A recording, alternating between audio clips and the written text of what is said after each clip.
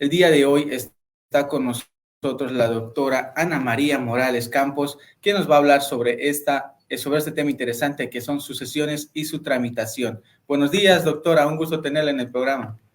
Buenos días, estimado Yacine, muchísimas gracias por la invitación. Efectivamente, tal Su como decía... micrófono creo que está apagado. No me Ahora sale sí, que está te activado. escuchamos, doctora. Ya, muchísimas gracias por la Aquí invitación. está, doctora. Efectivamente, como mencionabas, este es un tema que en el último tiempo es de una alta demanda, digamos así, en el tema de consultas y de ejecución. Sin embargo, históricamente, este tema es de vital importancia porque como es lógico, todos en algún momento de nuestra vida vamos a fallecer, ¿no es cierto? Obedece un ciclo natural de la vida.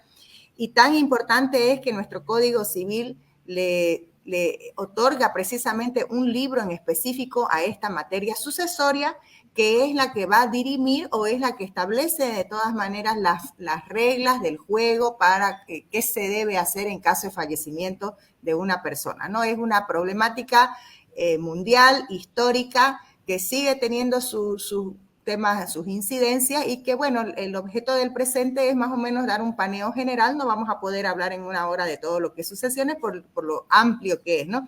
Pero la idea es por lo menos orientar a las personas en cuanto a los pasos que debe seguir en caso de fallecimiento, pero sobre todo, y muy importante, y así es crear la conciencia de la responsabilidad para con nuestros hijos, ¿no? Porque muchas veces, como bien mencionabas hace un momento, la muerte nos alcanza en cualquier momento, ¿no? Hemos visto en este tiempo de la cuarentena o de la pandemia que tener 34, 35 años no es una garantía de que tenemos la vida asegurada o varios años más al cuidado de nuestros hijos y con esa responsabilidad. Entonces, tenemos que vivir prácticamente pensando en que hoy día puede ser nuestro último día de vida y mañana no queremos dejarle ese problema y ese conflicto a nuestros hijos, ¿no? Entonces, esa es la finalidad de esta charla, de este espacio de hoy día, que espero sea de utilidad y con tu venia, bajo tu dirección, absolver las dudas que tengan las personas sobre este tema en específico. Interesante, doctora. Para nosotros es un privilegio tenerla en el programa y pues a todas esas personas compartan, porque en este momento estamos saliendo por Facebook Live y vamos a hablar sobre sucesiones y derechos. Compártalo en su familia, con el vecino, díganles que hay un espacio de fines de semana y todos los sábados estamos saliendo a las 8 de la mañana enseñándoles un poquito más sobre derecho. Doctorita, vamos a compartir aquí algunas imágenes que la doctora nos ha compartido para que hablemos un poquito mejor sobre este tema. Muy bien, empezamos entonces. Vayan tomando Sí, nota que necesitan saber las personas. No necesariamente, repito, este tema lo voy a tratar desde el punto de vista del derecho, porque mi finalidad es más que todo llegar a la sociedad, ¿no? Sin embargo, es necesario obviamente hacer algunas referencias en el tema de derecho en sí, ¿no? Sucesiones es una palabra de latín que deriva del vocablo sucesio, sucesiones, que significa suceder.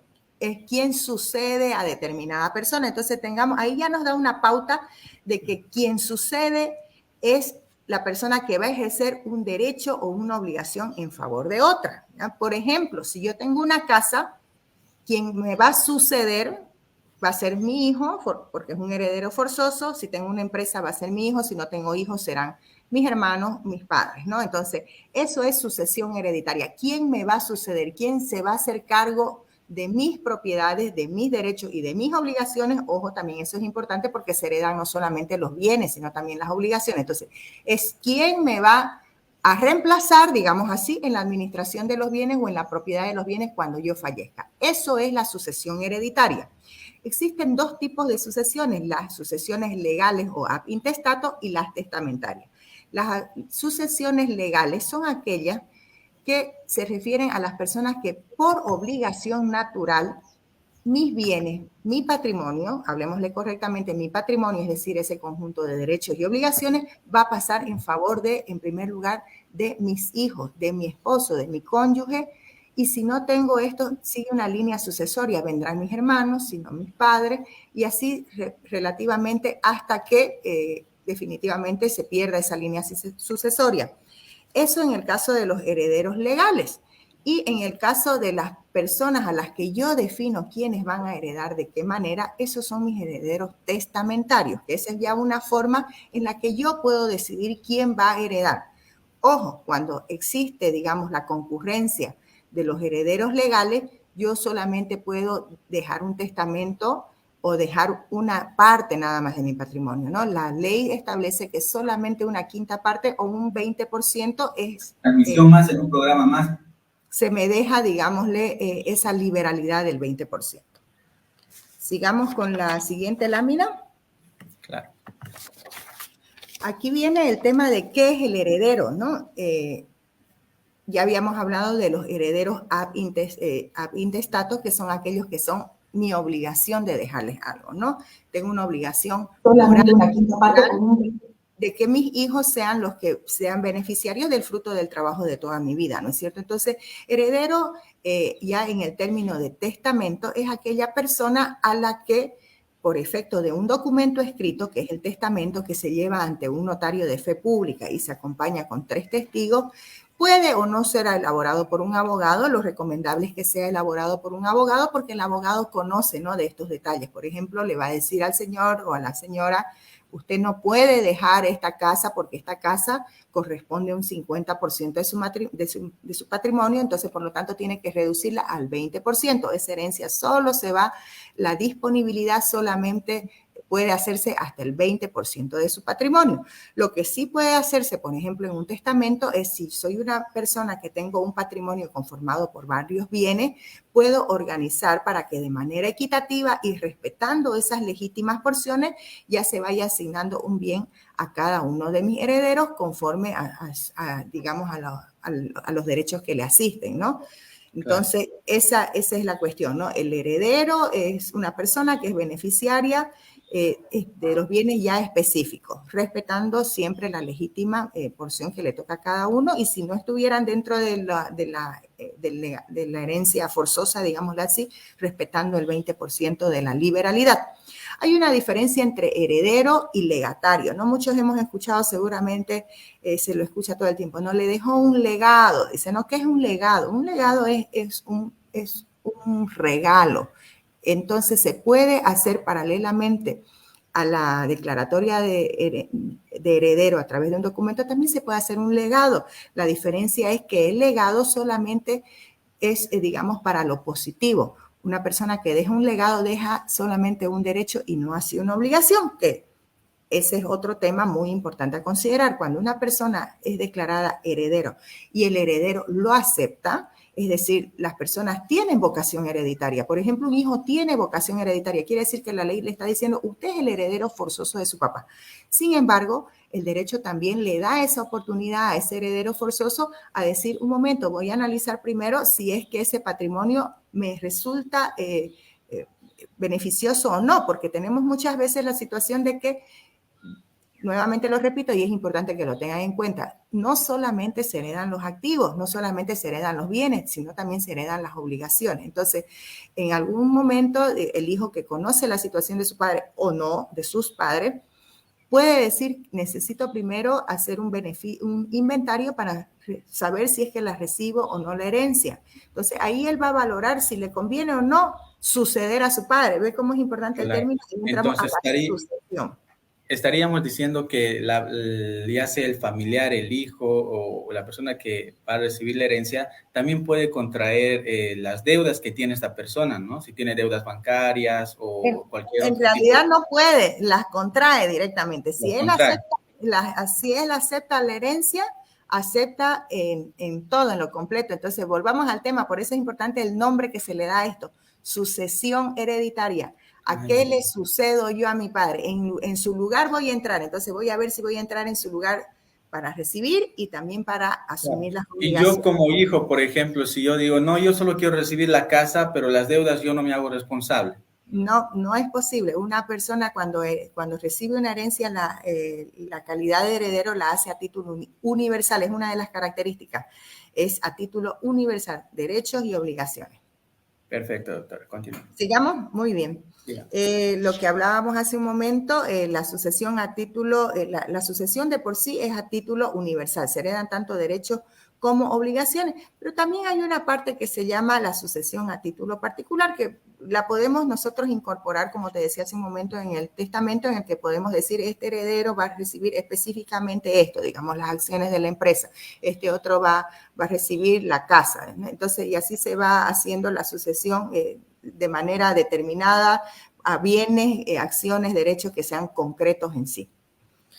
Veamos la siguiente. Este es el tema que tal vez sea de mayor importancia para las personas que nos están viendo y que quieren conocer cuál es la tramitación de la sucesión hereditaria.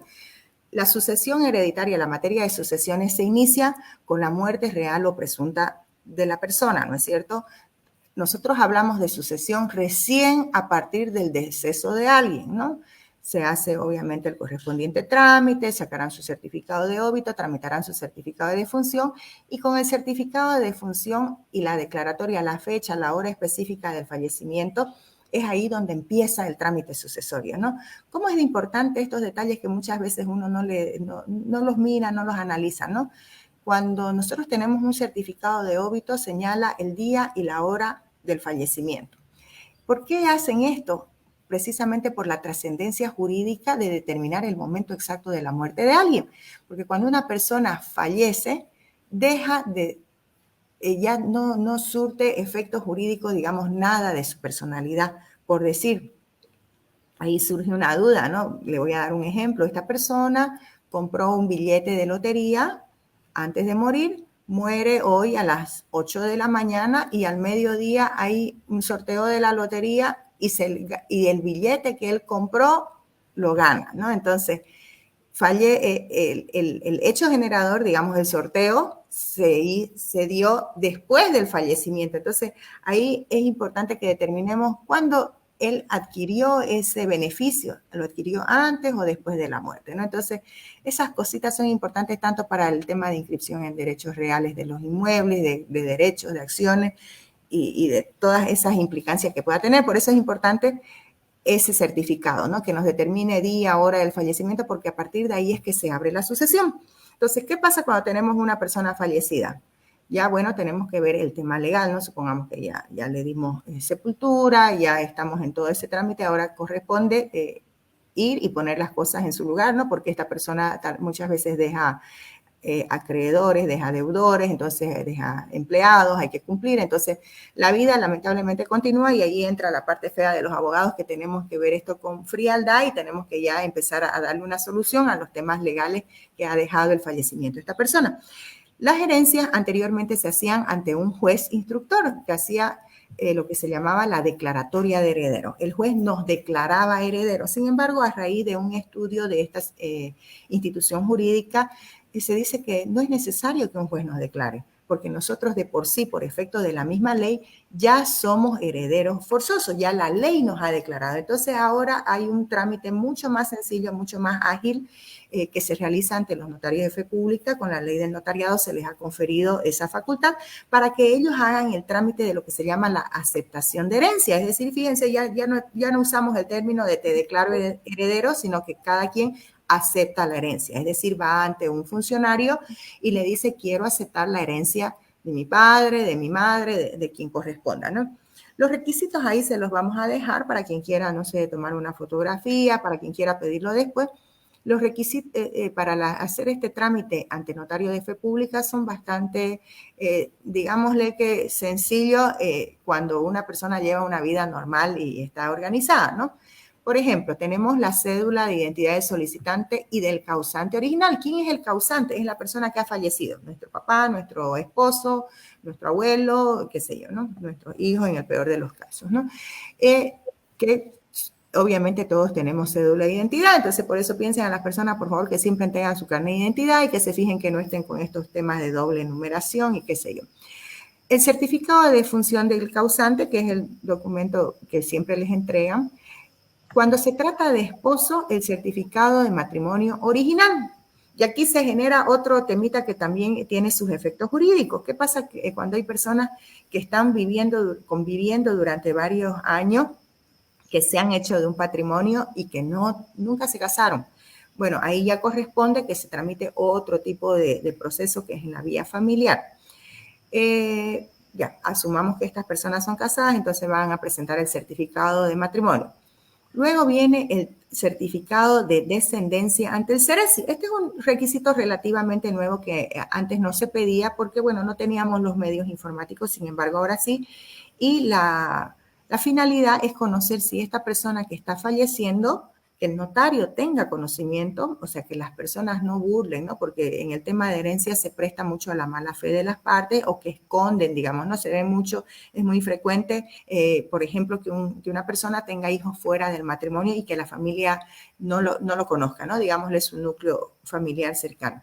Entonces, lo que se hace es solicitar al CERESI esta certificación de la descendencia, porque ahí el notario va a tener conocimiento si existe un otro heredero que tiene que venir y precisamente aceptar la herencia, ¿no? Porque no nos olvidemos que la importancia de este proceso es precisamente que se asuma una responsabilidad ante determinadas activos, pasivos, ¿no? Es que se acepte la herencia. Entonces no podemos declarar, como se llamaba antes, heredero a alguien sin que esta persona la acepte, ¿no? Es una forma de expresar su aceptación. Luego tenemos el certificado de nacimiento de los hijos. Dijimos que la herencia de por sí, la legítima, le corresponde en primer lugar a los hijos, ¿no? Entonces, este certificado de nacimiento es el que nos acredita la relación directa del padre con el hijo, del sucesor directamente a su hijo. Y nuevamente vuelvo a la importancia de que los padres, por lo menos, tenemos que fijarnos que nuestros hijos siempre estén con sus documentos en regla, ¿no? Que su certificado de nacimiento esté con los nombres bien escritos, que no esté observado, porque imagínense que tengamos hijos menores de edad y que uno fallezca, le estamos dejando ese gran problema de arreglarse todavía su propia identidad, cuando es una obligación como padre tener a nuestros hijos en regla, ¿no? Si podemos tener nuestros vehículos en regla, ¿por qué no vamos a tener a nuestros hijos, no? Entonces, suena mal, pero sucede, ¿no? Hay gente que es bastante descuidada y se olvida de este tema. Luego, cuando ya tenemos todos estos requisitos, se acude a una notaría de fe pública y este notario de fe pública analiza la documentación y él nos va a facilitar un código para que nosotros podamos ir a pagar al Banco Unión, en este caso, que también está ahí en la viñeta, pueden revisarlo. Ahí hacen su depósito y una vez cumplido con esos pagos, más el pago que se realiza al DIRNOPLU, que son 501 bolivianos, se vuelve a la notaría y la notaría ya procede a hacer todo lo que es la tramitación. Si es que hay bienes, se individualizan los bienes y luego empieza la segunda parte, que es el tema de la tramitación, digamos, del cambio de nombre de los bienes a los que estamos sucediendo, ¿no? Esto es en el tema de notarial, ¿no? Cuando se accede al tema notarial.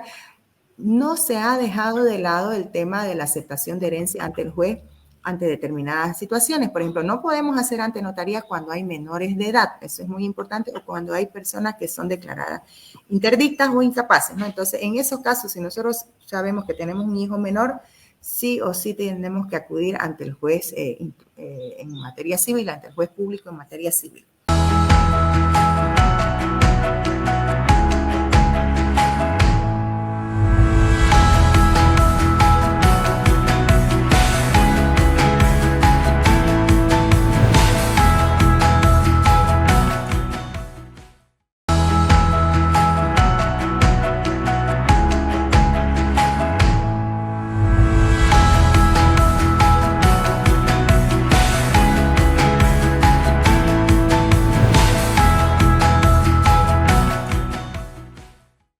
Perfecto, doctora.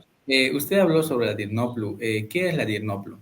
Es la dirección del notariado, ¿no? del Estado plurinacional. Ahora los notarios se rigen ante una entidad que es el DIRNOPLU, es el que los aglutina y que supervisa sus actividades, hace seguimiento y tiene un control cruzado con las diferentes instituciones para poder ver que el tráfico jurídico se esté llevando de manera correcta, ¿no? Por ejemplo, una persona que ha ido recientemente a la notaría va a poder percatarse que cuando va a la notaría ya hay ciertos protocolos que el Estado exige, ¿no? No es capricho del notario, no se molesten con el notario cuando lo haga mirar a la cámara y qué sé yo, ¿no? Son exigencias del Estado, ¿no? Por ejemplo, tienen que poner su huella digital, ahora se trabaja con lectores digitales, se trata con cámaras, tengo que sacarme una foto para que el sistema se me habilite. Entonces, son una serie de requisitos que establece el Estado para velar por el correcto funcionamiento de las notarías de fe pública y su implicancia en los actos y en el tráfico jurídico. Perfecto, doctora. Tenemos un comentario de una persona que nos escribe y nos dice, ¿dónde puedo tener más información para dar solución al tema de la herencia? Con mucho gusto yo les puedo ayudar. Yo trabajo para la universidad, pero tengo bastantes amigos abogados, obviamente, y seguramente en la agrupación a la que yo pertenezco, Abogados Somos Todos, alguna persona le va a ayudar. Yo también le puedo colaborar en el tema de lo que es la orientación, así que no sé si está ahí mi teléfono, pero anótelo, 709-38919, o puede también acudir a la página de Abogados Somos Todos y ahí en el buzón pueden dejar sus preguntas y se las vamos a absolver. Perfecto, doctora. Tenemos otro segundo comentario de la misma persona también que nos escribe y nos dice, ¿qué pasa con estas personas que no tienen conocimiento de su herencia y si pasa mucho tiempo sin reclamar lo que le pertenece? ¿Alguien puede vender lo que le corresponde o pueden reclamar su herencia después de mucho tiempo? Bueno, el tema de la prescripción en el tema de la herencia, eso me parece que son 10 años, no lo tengo claro si se ha modificado, pero creo que son 10 años. Pero cuando son herederos forzosos, generalmente las personas están en posesión de, qué sé yo, de una casa, de lo que sea, tienen que hacer su declaratoria, su aceptación de herencia, perdón, pagar sus tributos y obviamente pueden reclamarla, ¿no? Hay acciones que son subsidiarias, digámosle así, al tema sucesorio, que les permiten recuperar de terceras personas lo que por derecho les corresponde, ¿no? Por decirle, una casa, digamos, si no conocían de la casa, del terreno, hacen su aceptación de herencia, pagan sus tributos, titulan el inmueble a su favor y de ahí ya pueden acudir ante un juez para reclamar la reivindicación del ejercicio de esos derechos. Perfecto, doctora. Tenemos otro comentario también de otra persona. Lynn Campos está con nosotros y nos escribe, buenos días, doctora. Una consulta. ¿Se puede cobrar una herencia después de 12 años? Se puede cobrarla, puede exigirla. Primero tiene que hacer el trámite de su aceptación de herencia, que se le reconozca esa condición y una vez acreditada ya puede exigirla. Puede hacerlo ante un notario o ante un notario en este caso, ¿no? Una persona me imagino que es ya mayor. Claro, la misma persona nos escribe acá al WhatsApp y nos dice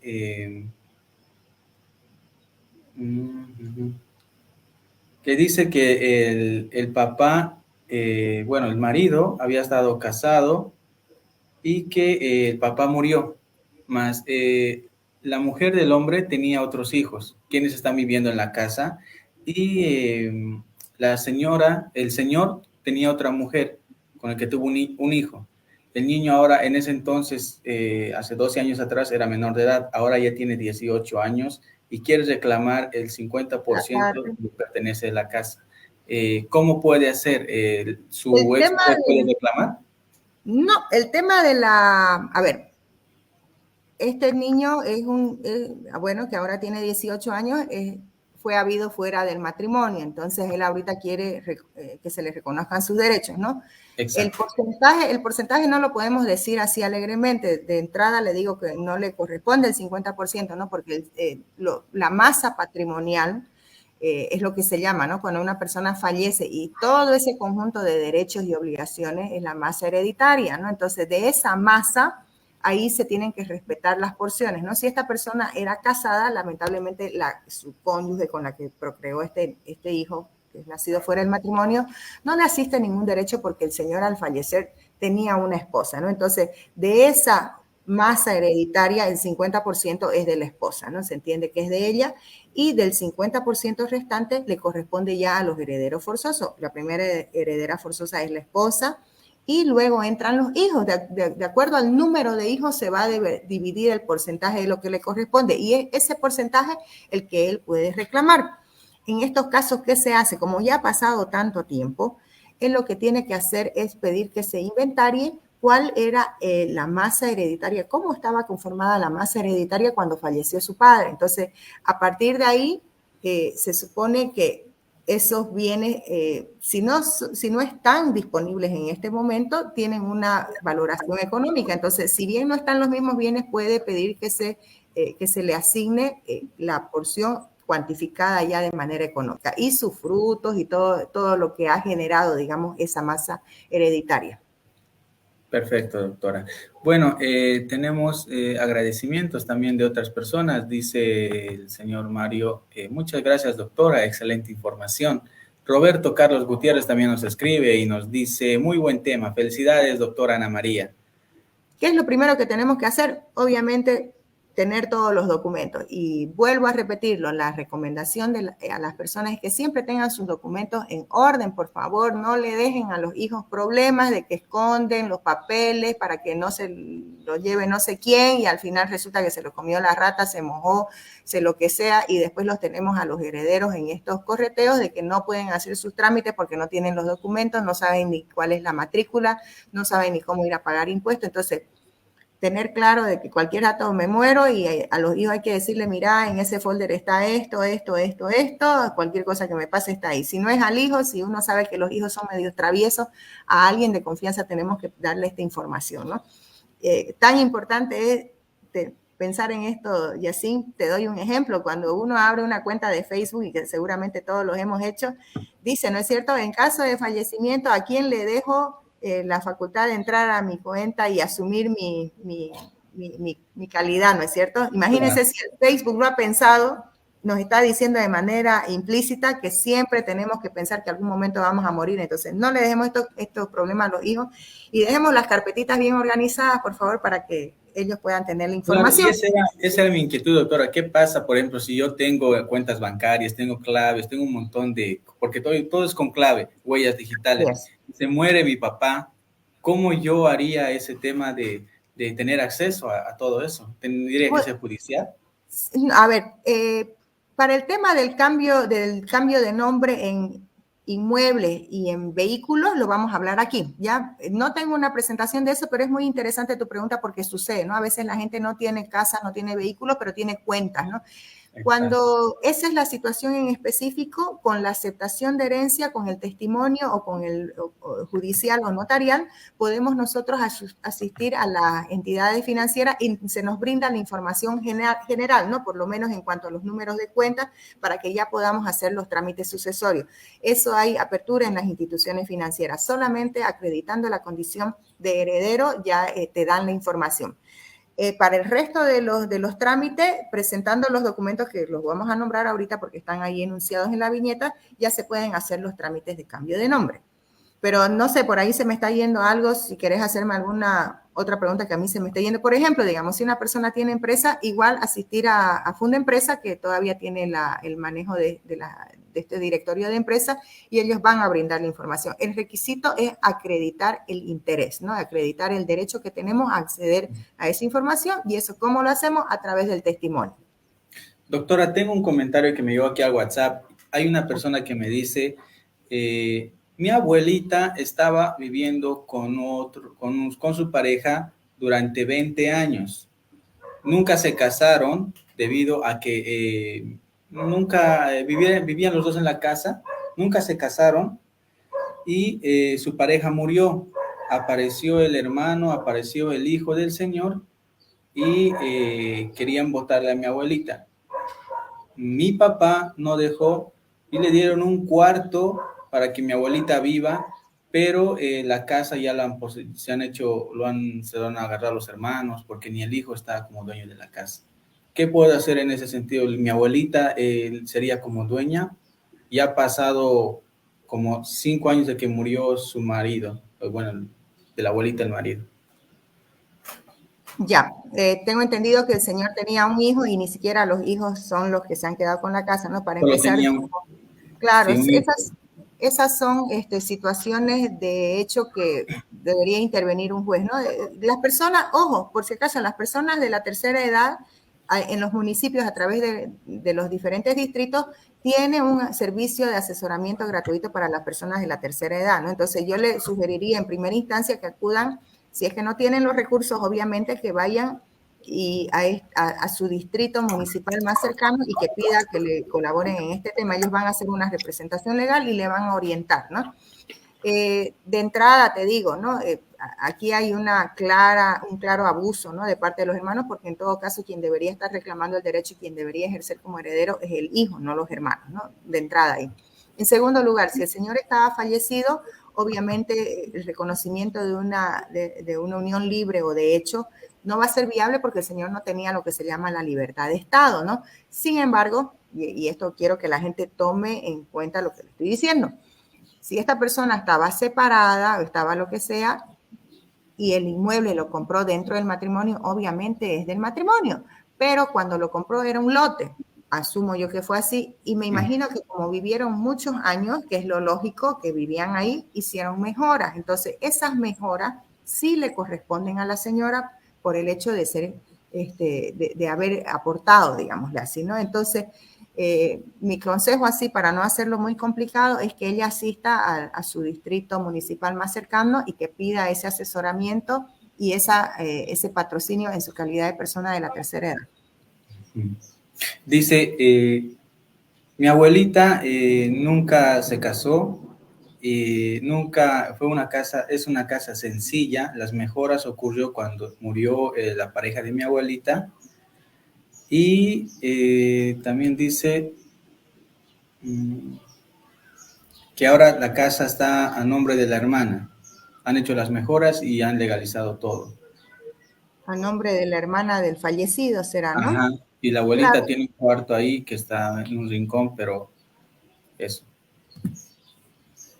Tiene que acudir nomás para que se revise ese tema de esa sucesión hereditaria, porque si hay herederos forzosos, ya de por sí ya está viciada esa tramitación, ¿no? Entonces, ese es el momento en el que ella tiene que aprovechar, digámosle así, la Entonces, circunstancia. ella podría, sí, porque ella no estaba casada, y entonces igual puede, le corresponde quizás con algunos testigos del vecindario.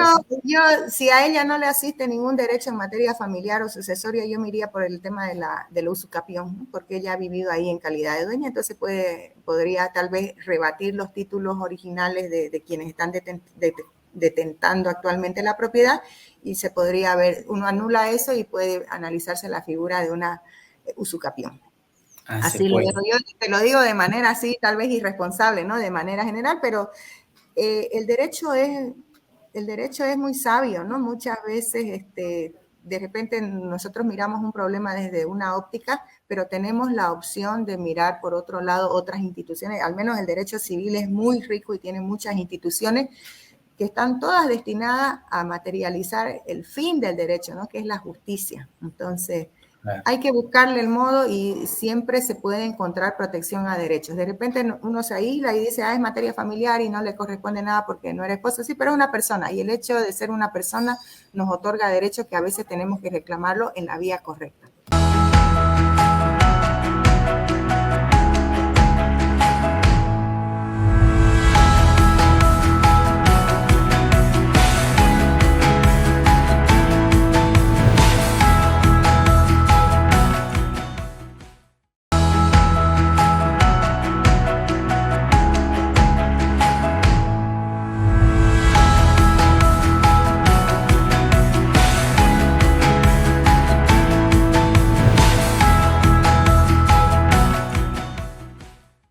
Decíamos que ya teníamos nuestra aceptación de herencia, entonces ya pagamos nuestro impuesto sucesorio, entonces vamos a agarrar esa carpetita que está ahí escondida y a partir de esa carpeta vamos a mirar primero el plano, el último plano de uso de suelo que tenga ese inmueble. Estamos hablando de inmuebles, ¿no?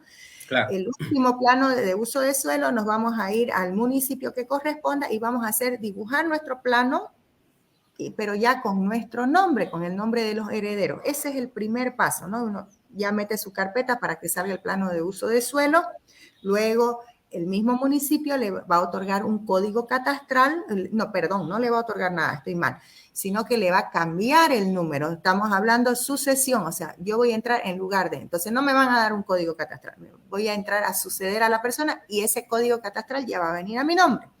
Luego, con eso nos vamos a ir a derechos reales y vamos a inscribir nuestro título, ya va a salir a nuestro nombre y más adelante vamos a ver un alodial, les he preparado para que lo vean, cómo tiene que salir nuestro derecho propietario, y vamos a volver al municipio para que se cambie el nombre en nuestros tributos. Quiere decir que ya una vez que ya tenemos perfeccionado nuestro derecho propietario en derechos reales, ya vamos a volver al municipio para ser ya los titulares de esa obligación ya de tributaria bajo nuestra responsabilidad, ¿no? Por eso es que vuelve siempre a los municipios, y esta es una recomendación que se hace en general, porque la gente va hasta derechos reales y de ahí piensa que se acabó. No, tiene que volver al municipio a hacer el trámite de cambio de nombre para ya ser los titulares de las obligaciones. Perfecto. Lo que te decía, la próxima viñeta. Les preparé, si la podés poner por favor, Yacine. Les puse ahí dos comprobantes de pago de impuestos para que vean eso, que lo he encerrado con un circulito en el lado, en mi lado derecho es un inmueble, el que está en verde, y el otro es un vehículo en celeste. ¿Por qué se los estoy mostrando esto?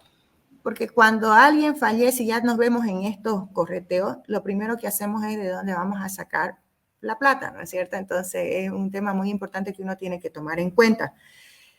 Para poder pagar nuestro trámite sucesorio, un requisito es el pago del impuesto. Entonces, el pago del impuesto sucesorio, que son dos por si acaso, ¿no? Se paga un impuesto a la transmisión de los bienes y otro impuesto que es por la herencia. Ahorita lo vamos a ver en qué proporciones se da. Se da en base a este monto, que es la base imponible. La base imponible es el valor que el Estado le asigna a determinado bien, ya sea un inmueble o un vehículo. La base imponible es el producto de un conjunto de tablas, de figuras aritméticas que elabora el Ministerio de Hacienda y que nos dice cuánto cuesta un bien, ¿no? Por ejemplo, les voy a dar un ejemplo. Generalmente estos bienes son, las bases imponibles son menores a los valores comerciales, para que tengan una referencia. Por ejemplo, la que tengo encerradita con el círculo celeste, es un Suzuki, un Jeep Grand Vitara, que es nuevo, 0 kilómetros, costaba $20,000, pero que para el Estado, por efecto de la depreciación, ya con el transcurso de los años, ya ese vehículo ya no cuesta $20,000. Entonces ellos le dicen, el vehículo cuesta 75,000 bolivianos, un poquito más de $10,000. Lo propio sucede con los inmuebles. Ellos le determinan un valor más o menos genérico del inmueble, de acuerdo a terreno, de acuerdo a las construcciones. Las construcciones nunca se evalúan en su costo real, ¿no? Son muy básicas y le asignan también ese valor. Entonces, por eso se los estoy mostrando el tema de la base imponible, para que ustedes puedan hacer este cálculo de cuánto van a pagar tanto en impuestos, como el tema del impuesto sucesorio, y como el tema de derechos reales, porque cuando lleguemos a derechos reales, para inscribir esa casa vamos a pagar el 5 por 1000 de esos 65,000 bolivianos que están ahí. Entonces ya nosotros calculamos y tenemos una idea de cuánto se paga, ¿no? Que también es importante que la gente lo sepa, porque cuando van donde un abogado es bueno pedir un detalle de los gastos, de cuánto van a hacer y diferenciar cuántos van a cobrarme por los gastos y cuánto me van a cobrar por los honorarios, ¿no? Eso es muy importante para que nosotros sepamos cómo manejarnos. Si tenemos alguna divergencia con el abogado, se hace una liquidación de los gastos, cuánto gasto, cuánto es honorario, hasta qué parte, y obviamente se le pagan lo que corresponda, ¿no? Siempre exijan esa diferenciación, gasto y honorarios.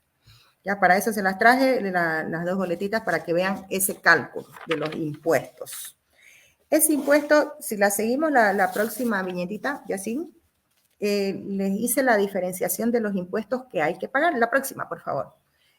Se pagan dos impuestos. El impuesto a las transacciones, que es del 3%, que se hace al Estado central. ¿Ya? Hay un error en esa viñeta, dice impuesto a las transacciones, y se paga la alícuota de los 3% en todos los casos, y se paga a través del municipio. El 3% de las transacciones se paga cuando son transferencias comunes y corrientes al municipio, pero cuando son por fallecimiento es al Estado central.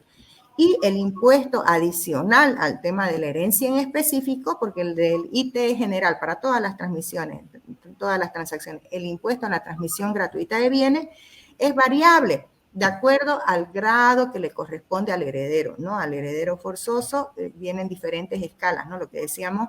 Entonces, el esposo, la esposa, los hijos, los padres, ellos van a pagar el 1% sobre el 1% de esa base imponible que les mostré hace rato. Adicional del 3%, le vamos a aumentar un 1% de acuerdo al grado. Ascendentes, descendientes y cónyuges, 1% más. Es decir, estas personas van a pagar 4%. Pongamos el ejemplo de lo que me decías hace rato, que los que heredaron fueron los hermanos. Ellos pagan un porcentaje mayor en impuestos. Ellos pagan ya el 10%, ¿no? Y ya los otros que ya son más ajenos, más alejados, ya pagan el 20% sobre esa base imponible. Entonces, esa es la importancia de conocer cuál es la base imponible, para que ustedes puedan hacer un cálculo de cuánto se va a gastar en esto. Ya llegamos, estamos sobre la hora, creo, Yacir, ¿no? Sí, vamos. ¿Me apuro? Me apuro. Bueno, vamos a ver ahora ya los papeles en sí. No les he traído un certificado al ODIAL para que vean ustedes dónde tienen que figurar una vez que hacen su trámite de cambio de nombre por la sucesión hereditaria. Para los que no lo conocen, un certificado al ODIAL es ese documento que está ahí en la foto. En la parte de arriba está la descripción de la matrícula del inmueble, es la manera en la que se lo individualiza.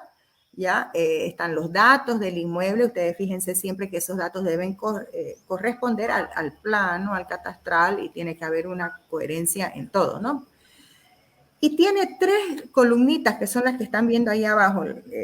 De acuerdo a lo que yo veo en mi pantalla, a la izquierda es la columna A, que es la relativa a la titularidad sobre el dominio. La columna B, que son de los gravámenes y restricciones, y la columna C, que es la de las cancelaciones. Nos vamos a centrar en este momento en la titularidad sobre el dominio. Su mismo nombre nos lo está diciendo. ¿Quién es el titular del dominio de ese inmueble? Y ahí es donde vamos a incluir a los nuevos propietarios por efecto de la sucesión hereditaria. Si seguimos a la siguiente viñetita, pues que está más cerca, se ve más de cerca la columna A, esa es la columna A. Ahí se van a colocar todas las personas. Por ejemplo, en este caso, tenemos que son varios propietarios, ¿no es cierto? Dice a 101 y los he tachado, bueno, para proteger la identidad de estas personas, y son 3 herederos. Y fíjense en el circulito que está ahí con celeste, ahí dice cuál es la proporción, en qué grado son propietarios, cuál es la proporción de la titularidad de ese dominio. Cada uno tiene 1/3 del inmueble. Supongamos, si yo soy la esposa y estoy heredando, ahí me va a decir mi 50% más mi 10, 11, lo que me corresponda, ¿no? Y ahí se va a definir qué porcentaje tiene cada uno de los copropietarios, ¿no? Porque a partir de ahí hablamos de la copropiedad del inmueble y por eso es que tienen que salir todos. Ese porcentaje es el que nos va a indicar a las terceras personas que después, por ejemplo, queramos comprar, digamos, supongamos que estos son herederos y cada uno tiene una tercera parte. Entonces, si a mí me vienen y me dicen, queremos vender la casa, yo voy a mirar quiénes son los dueños. Los dueños son de esta manera, son 3 personas, tengo que pagarle a 3 o ellos me dirán a quién le pagaré, pero esta es la proporción en la que corresponde que se les reconozca su derecho propietario.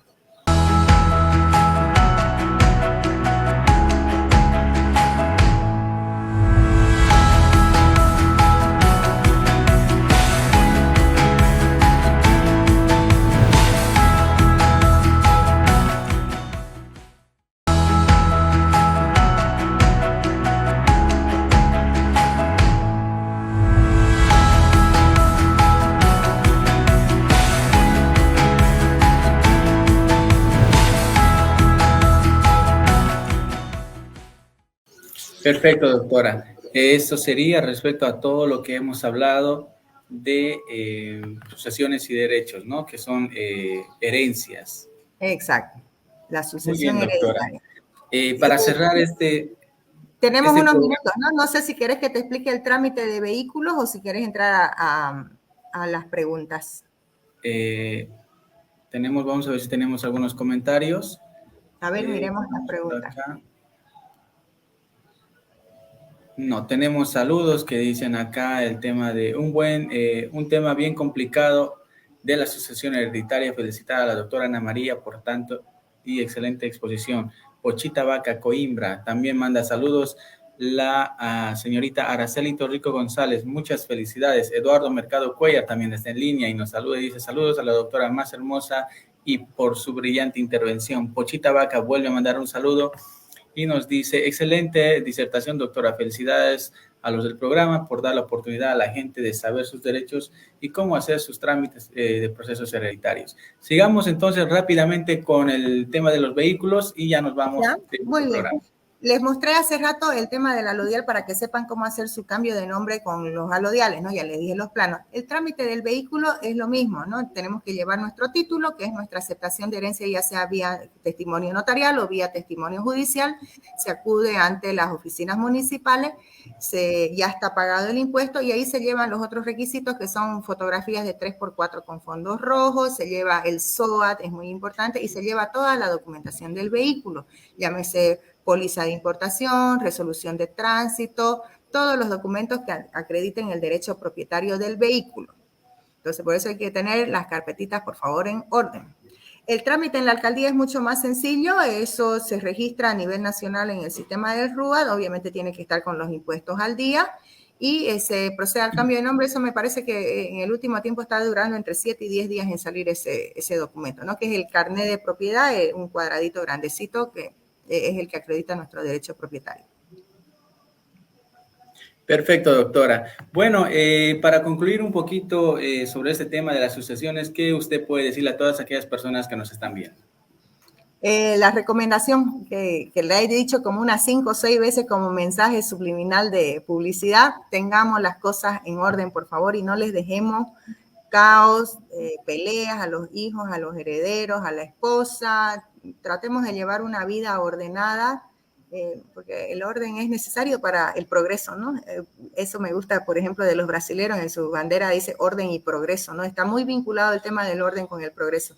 Cuando una persona tiene estos entuertos jurídicos, a veces no puede ni trabajar y se genera otro tipo de consecuencias, ¿no? Entonces, tengamos los papeles en orden, acostumbrémonos a tener un profesional que sea el que nos lleve todo nuestro documento, ¿no? Así como tenemos un médico de confianza, así de importante es tener un abogado de confianza que sea la persona responsable de nuestros papeles, de hacernos recuerdo del tema de los impuestos, que de vez en cuando nos llame y nos diga, ay, perdonazo, aproveche, hágalo. Entonces, metamos eso en nuestra forma de vida organizada, ¿no? Siempre tener al día nuestros documentos. Perfecto, doctora. Tenemos aquí un pequeño espacio cerrando lo que fue las sesiones, y vamos a entrar a conociendo a la doctora Ana María Morales Campos. ¿Quién es la doctora Ana María Morales Campos y de cómo nació esta pasión del derecho?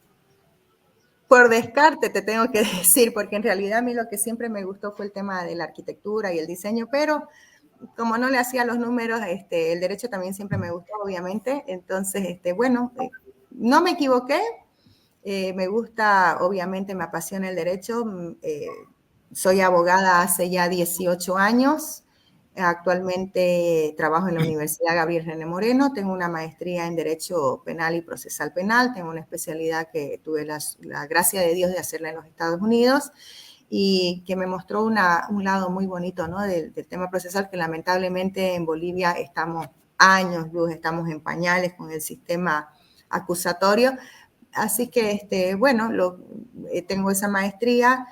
Conozco de temas en materia civil por el ejercicio de la profesión, porque un abogado es así, no puede tener una especialidad, pero llegan los clientes y le piden todo, ¿no? Del tema, puede ser que el cliente llega por un proceso penal, pero este abogado tiene un empleado y quiere hacerle su finiquito, tiene su casa y hay que hacerle su cambio de nombre. Entonces, los abogados tenemos la obligación de conocer de todas las áreas, por lo menos de manera general, para poder orientar a nuestros clientes, ¿no? Obviamente la especialidad es la obligación en sí de dar un servicio especializado, pero el conocimiento general en todas las áreas es obligatorio para poder ser responsable para el cliente, ¿no? A veces no podemos analizar, por ejemplo, un tema netamente penal si no tenemos conocimiento de estas cosas, ¿no? Si nos llega un proceso de falsedad, tenemos que conocer, por lo menos de manera general, cuáles son los pasos para poder detectar algunas mentirillas ahí que nos diga alguna de las partes, ¿no?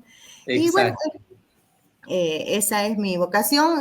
Actualmente integro, como creo que ya dije, la agrupación Abogados Somos Todos. Somos un frente que estamos pugnando por el Colegio de Abogados, que esperemos que nos convoquen a elecciones. Como abogados, por favor, daremos el ejemplo a la ciudadanía de tener las cosas en orden. Volvemos al tema del orden. Perfecto, doctor, un placer tener en el programa. La doctora pertenece a ese grupo Abogados Somos Todos, ¿no? Sí, exacto. Muy bien. Hasta una próxima transmisión, doctor. Un placer tenerle en el programa y pues vamos a estar en contacto. Muy bien, muchísimas gracias a todos. Y ya saben, sus dudas pueden, abogados somos todos en Facebook y con gusto les haremos, les absolveremos sus dudas. Gracias y hasta una próxima oportunidad, Yacine. Chao, doctora. Chao, chao, chao. Bueno, amigos, este ha sido tu programa Espacio Jurídico. Queremos que nos acompañes el próximo fin de semana con un nuevo programa, una nueva transmisión. Chao, amigos.